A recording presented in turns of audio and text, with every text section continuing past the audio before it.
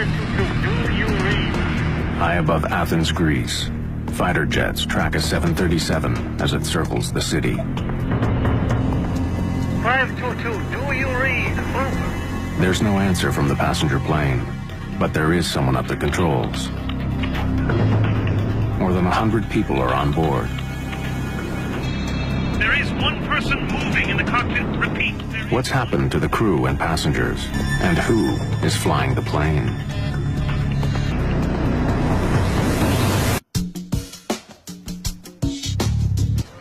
Early morning, August 14th, 2005. The cabin crew of Helios Airways Flight 522 are preparing for their trip from the island of Cyprus to Athens, Greece.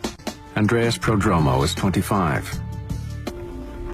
Prodromo is a flight attendant now, but he has bigger plans. One day he wants to fly for Helios. In the cockpit, Captain Hans Merton is an East German, a contract pilot hired by Helios for the busy holiday season. His co-pilot is from Cyprus. Pambos Haralambous has been working exclusively for Helios for the last 5 years. Before beginning any flight, crews are required to perform dozens of checks on various pieces of onboard equipment. It's a routine but necessary procedure. Doors closed. Helios is a charter airline. In all, there are 115 passengers on the morning flight. Flight attendants, please take your seats. Just a few minutes after 9 in the morning, Helios Airways Flight 522 lifts off into the bright sunshine. Nicosia Area Control, this is Helios 522. Request cruising at 340. Helios 522, you are cleared to climb 340. Have a good day. Set 340, 340.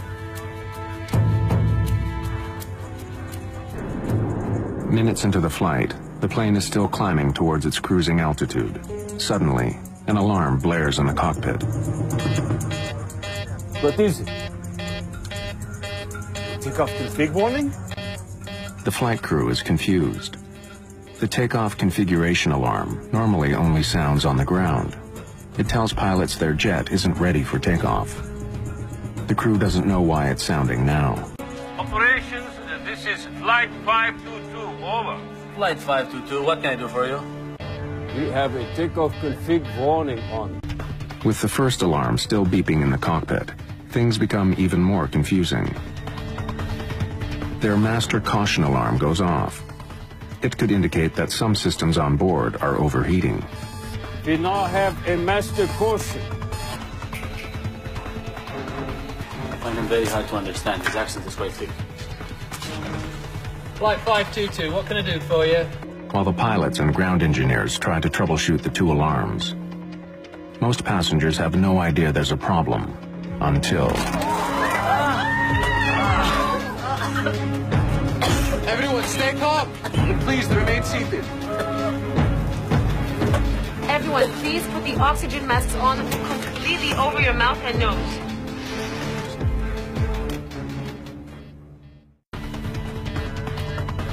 The pilots are unaware that the oxygen masks in the cabin have dropped. And they still don't know why their takeoff configuration warning is on, or why their systems are overheating. Can you confirm that the pressurization panel is set to auto? Where are my equipment cooling circuit breakers? Behind the captain's seat. Helios 522, can you see the circuit breakers? And now the engineer on the ground loses contact with the aircraft. Helios 522, can you hear me? It's less than 30 minutes after takeoff, and Flight 522 is still on course. The plane is high above the Mediterranean Sea and headed straight towards Athens. Air traffic control can't get any response from the captain or co-pilot. The flight to Greece normally takes an hour and a half. But the passenger jet has been in the air for over 2 hours, circling in a holding pattern. More than 3 million people live in Athens. A plane slamming into the city could cause an incredible loss of life. The Greek Air Force scrambles two of its most sophisticated fighter jets to investigate the Helios plane. One of the jets flies closer to the cockpit. Someone is in the co-pilot's seat, slumped over the controls, but there's no sign of the captain at all. He can see passengers in their seats, but none of them react to the presence of the jet. Then, the pilot sees someone moving in the cockpit. Athenai Control, there is one person moving in the cockpit of Helios 522. Helios 522, do you read? Over? The F-16s continue shadowing the jet, but there's no response at all from the cockpit. Suddenly, the 737 turns left and begins to quickly descend. From more than 10,000 meters, the plane drops towards the ground. Helios 522. Do you read? Over. Then, 2,100 meters above the ground, the person in the captain's seat acknowledges the fighter jet for the very first time. But no words are exchanged. Just after 12 o'clock, almost 3 hours after it took off from the island of Cyprus, Helios Flight 522 slams into the ground.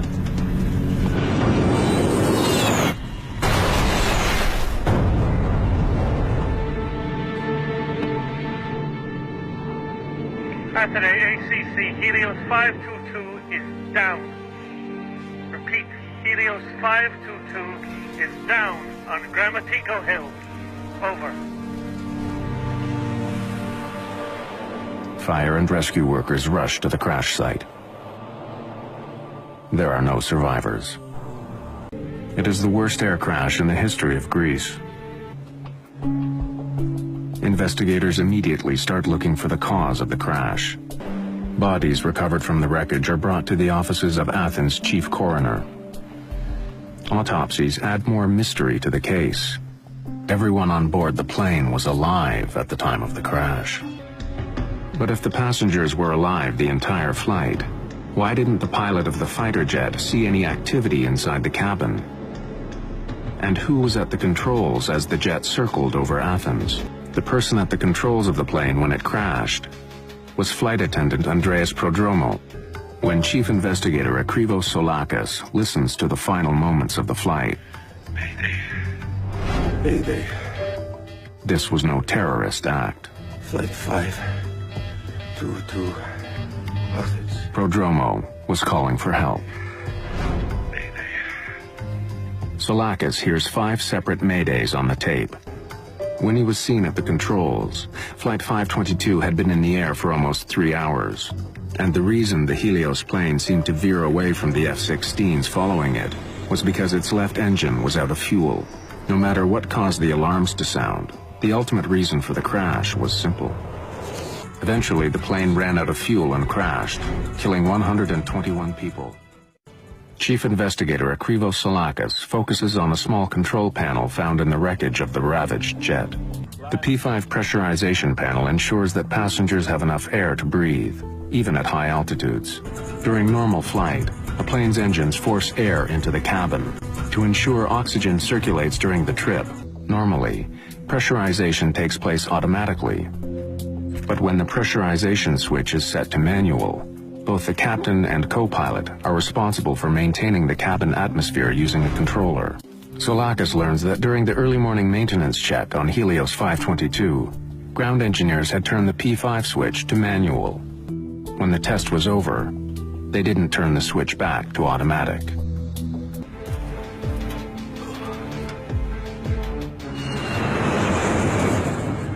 But neither the pilot nor co-pilot saw it. As a result, after takeoff, the cabin would not pressurize automatically. Not turning the switch back to automatic was a deadly, hidden danger. The dwindling oxygen levels could also help explain some of the crew's bizarre behavior. Soulakis believes that the captain may have been checking on the circuit breakers behind his seat when he and the co-pilot finally ran out of air. And unlike in the cabin, the oxygen masks in the cockpit do not automatically deploy if the atmosphere begins to thin. 15 months after the crash, Greek authorities released the official report on Helios Airways Flight 522. The discovery of one small switch holds the key to the entire crash. Passenger masks are supplied by a chemical generator above their seats, but the generators only produce enough oxygen to last about 12 minutes. For those who did put their masks on, they would have remained conscious for several minutes until their oxygen ran out. Then they too would have passed out. Without a flight crew, Helios 522 would have continued to Athens on autopilot. When the crew didn't take control, the autopilot would have then put the jet in a holding pattern as it flew over the airport. But Prodromou was a scuba diver and a former soldier in the Cypriot Special Forces. His training may have helped him to stay alert a little longer. But to survive after the passenger oxygen system stopped working, he needed another solution. The 737 had 4 portable oxygen bottles. Using them would have given him some freedom. After 3 hours in the air, everyone who didn't have bottled oxygen would have been unconscious. As it approached Athens, Flight 522 was now a ghost plane. As the F-16s roared to meet the jet, and with his oxygen running out, he must have known that he too was almost out of time. Yet to the very end, he didn't give up. When he returns to the cockpit, the young flight attendant who dreamed of becoming a pilot calls for help.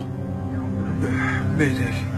But no one can hear him, likely because the radio was still tuned to Larnaca, the airport on Cyprus from where the flight had taken off. Airways. Fighting hypoxia and struggling to control an airplane larger than any he had ever flown, Prodromou was in an impossible situation. Even if he could have landed the plane, it was now too late. Flight 522 was out of time and fuel.